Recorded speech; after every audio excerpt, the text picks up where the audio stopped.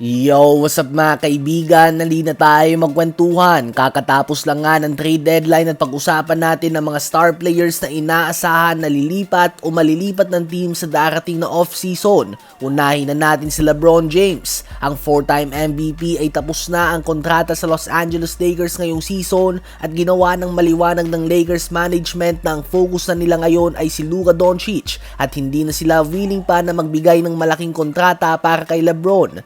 Inaasahan nga na lilipat si LeBron pabalik sa Cleveland Cavaliers, ang team na nag-draft sa kanya mahigit 2 dekadang nakakalipas. Andun ang mga rumors na gustong tapusin na LeBron ang kanyang career kung saan din ito nag-umpisa.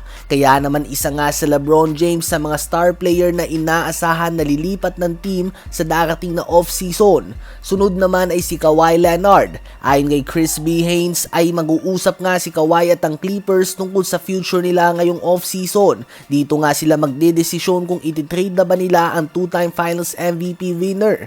Subalit ngayong season pa lang nga ay makikita na natin kung magpapatrade na ba si Kawhi. Kung magpapatuloy nga na nasa labas ng playoff spots ang Los Angeles Clippers, very likely na malilipat na talaga siya ng team. Subalit kung gumawa bigla ang Clippers ng malalim na playoff run ay posibleng manatili siya sa team na ito kahit na nagsisialisan na nga ang mga kasamahan niya sa team na ito noon.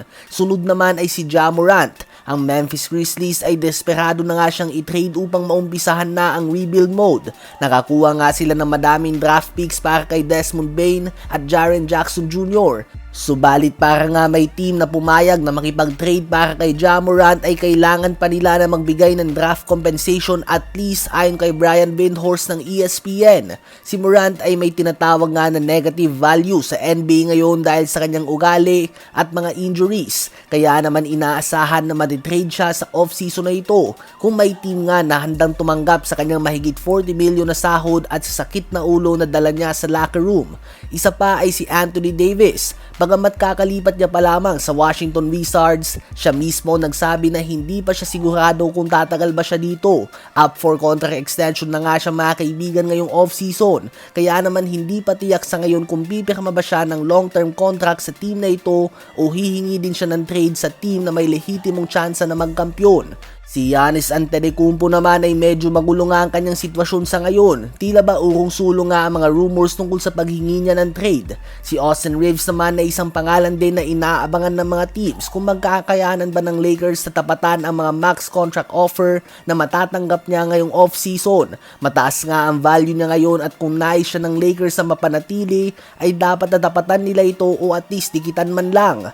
Habang may ilang pangalan din nga na posibleng matrade sa darating na off-season tulad na lamang nila LaMelo Ball at Jimmy Butler, subalit hindi pa nga kumpirmado ang mga report na ito.